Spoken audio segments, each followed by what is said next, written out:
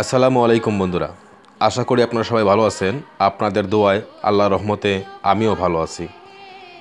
আমাদের লফটের দৈনন্দিন যে কাজগুলো আমরা করতে হয়, প্রায় 2-1 দিন পর পর বা প্রতিদিন পরিষ্কার পরিচ্ছন্নতা, সেই কাজগুলোকে মোটামুটি সহজে এবং কম সময়ে করার কিছু টিপসমূলক ভিডিও অলরেডি আমি আপলোড করেছি। আবার আজও নিয়ে এসেছি আমাদের লফটে কাঁচির ব্যবহার আমাদের লফটে কাঁচি দিয়ে কোন কাজটা করলে বা কাস্তে দিয়ে কোন কাজটা করলে আমরা সহজে করতে পারি। পাতিল পরিষ্কারের বিষয়টা যারা যারা খড় ব্যবহার করেন তাদের জন্য আজকে আমার এই ভিডিওটি। তো ঠিক আছে বন্ধুরা, চলুন আমি আপনাদেরকে নিয়ে দেখাইতেছি কীভাবে আমি কাস্তের ব্যবহারে সহজে মোটামুটি ময়লাগুলা হাতের সংস্পর্শ ছাড়াই আমরা পরিষ্কার পরিচ্ছন্নতার ভিতর দিয়ে পাতিলগুলো কীভাবে পরিষ্কার পরিচ্ছন্নতা করতে পারি। তো দেখতে পাইতেছেন একটা পাতিল, ময়লাযুক্ত একটা পাতিল আমার হাতে। আমি এটাকে পরিষ্কার করব। পাতিলটা বাম হাতে নিলাম আর ডান হাতে কাস্তেটা নিলাম। প্রথমেই আমি রাউন্ড গোল বৃত্ত চতুর্দিকে কাস্তের মাথাটা আমি ঘুরিয়ে নিলাম।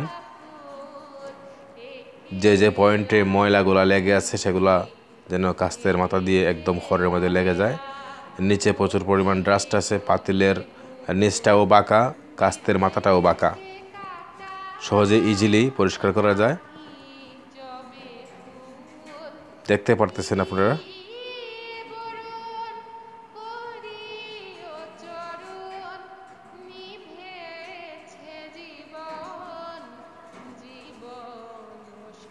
হ্যাঁ, মোটামুটি কম সময়ের ভিতরেই পরিষ্কার করা শেষ। এবার নতুন করে খড় দেওয়ার পালা। এটা অত্যন্ত সহজে কম সময়ের ভিতরে দিয়ে দিলাম। যেইটুক পরিমাণ লাগে ঠিক এইটুক পরিমাণ দিয়ে দিলাম।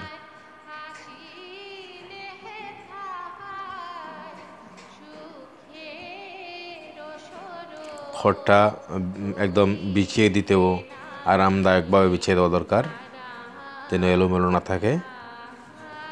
এবার বাচ্চা দুটাকে তুলে দেওয়ার পালা পাতিলে।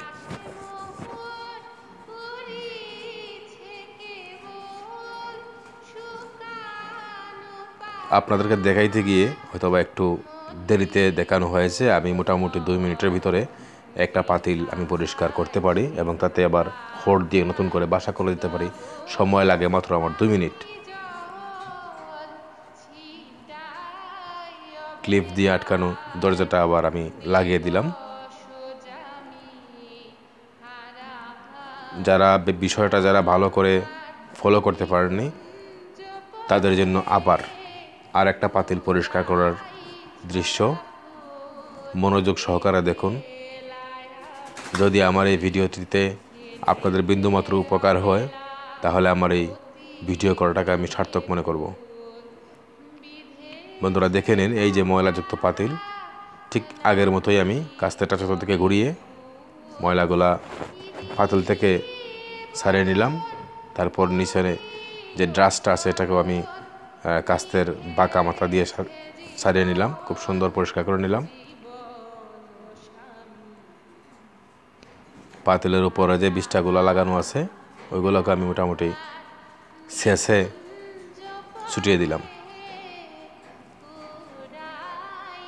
কম সময়ে পাতিল পরিষ্কার করা, এর চেয়ে কোনো ভালো টিপস আপনাদেরকে দেওয়ার জন্য আমার আর জানা নেই।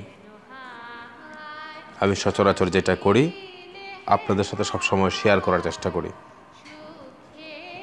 নতুন করে খড় দিয়ে দিতেছি, বাচ্চাগুলো যেন আবার নতুন করে আরামের বিছানা পায়।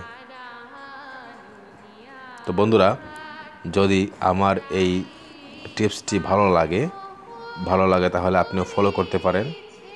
আর কবুতর প্রেমী ভাইদের কাছে, আপনার আপনজনের কাছে শেয়ার করতে পারেন বিষয়টা, যাতে আমরা সবাই অল্প পরিশ্রমে স্বল্প খরচে আমরা এই কাজটা করতে পারি লফটের পরিষ্কারের জন্য। তো ঠিক আছে বন্ধুরা, ভালো থাকেন।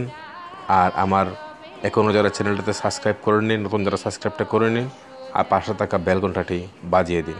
ভালো থাকবেন। ওকে, আসসালামু আলাইকুম, আল্লাহ হাফেজ। Thanks for watching. A like would be appreciated. And don't forget to subscribe.